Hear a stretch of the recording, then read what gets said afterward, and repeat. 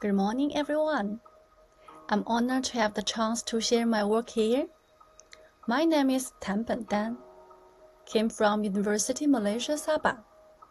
The title of my presentation today is The Influence of Personality Differences Among Chinese Students on English Speaking Anxiety and Pedagogical Implications. There are 5 aspects to this topic. Starting from background, then literature review. Next, we introduce the methodology, the findings and discussion, implication for pedagogy, and finally, I will conclude this paper. Firstly, came to the background. Language anxiety is one of the most influential emotional factors in foreign language learning, especially in the oral communication aspect, which has a negative impact on academic performances and motivation. In Chinese English classrooms, the phenomenon of dumb English is widespread, with students lacking confidence and being reluctant to speak English.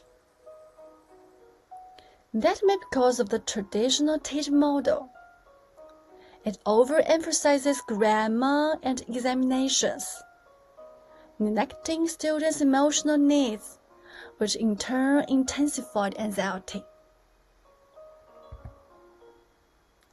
Let's come to the literature review. Speaking anxiety has a significant negative impact on language learning, and language speaking anxiety is particularly prominent. Currently, some studies have mainly focused on dumb English and teaching strategy interventions, but they have limited results, and they fail to take into account the profound influences of learners' personality traits, such as neuroticism, extroversion, and psychoticism on English-speaking anxiety. Based on these limitations, the study integrates personality with the speaking anxiety to explore a personalized teaching model in order to alleviate students' anxiety. Now, I will introduce the methodology. This study involved students from the 3rd grade of junior high school in Chengdu. A quantitative method was employed to gather data, and we utilized 2 instruments. One is the Foreign Language Classroom Anxiety Scale, to measure anxiety specific to language learning. The other is the Eysenck Personality Questionnaire, to assess fundamental personality dimensions. Data was collected through a face-to-face questionnaire survey, which was conducted over a period of 1 month. For the data nature, we adhere to strict ethical standards. The data is anonymous and primary. Participation was entirely voluntary for all students. At last, all collected data was analyzed using the SPSS for statistical computation. Let's move on to the results and discussion. The first objective is to study the level of English-speaking anxiety in English classes of middle school students. From the table, we can see that most of the middle school students had moderate English-speaking anxiety in English classrooms. These findings have the similar results with Liu and Sun.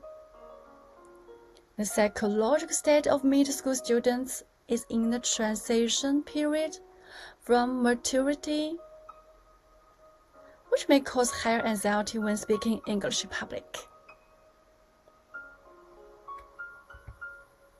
The second objective is to explore the differences in English speaking anxiety based on students' personality traits. So from here we can see that the psychoticism, the level of English speaking anxiety, was lower for students with no psychoticism than for students with very pronounced psychoticism. As it's unusual for middle school students with high psychoticism to have a stronger self-esteem and competitive spirit. For introversion and extroversion, introverted students have lower levels of English speaking anxiety than extroverted students. From some study, extroverted students may be overly active in the classroom and they worry about making mistakes in expression. For neuroticism, emotionally stable students were less anxious than emotionally unstable students. Middle school students are in puberty. Their personalities are still in the process of development. Based on the above results, this paper puts forward the following suggestions. Overall, English teachers should fully consider the individual differences of students.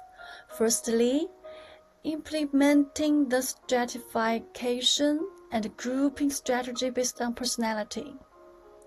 For students with very pronounced psychoticism, extroverted and emotionally unstable, they have higher levels of English speaking anxiety, so they can be arranged to practice in groups or pairs to reduce the pressure of public speaking. In role-playing activities, such as stimulating conversations in travel agency, teachers can pair introverted students with extroverted students to form a group. Secondly, teachers should form a diversified formative and evaluation system. The diversified design of formative assessment can alleviate the pressure brought by traditional grading, and pay more attention to the students' learning process and emotional development.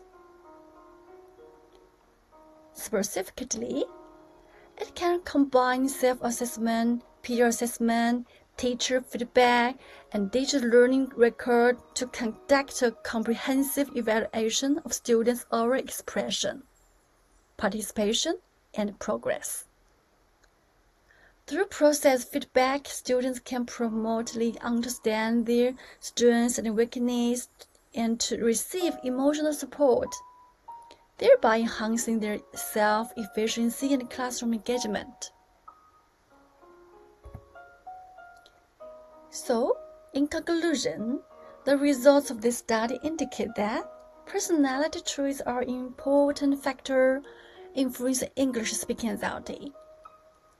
Based on this finding, this paper presents a framework of personality oral language learning path, which not only enriches the theoretical research on the relationship between anxiety and personality traits among English learners, but also provides practical guidance for the reform of middle school English language teaching.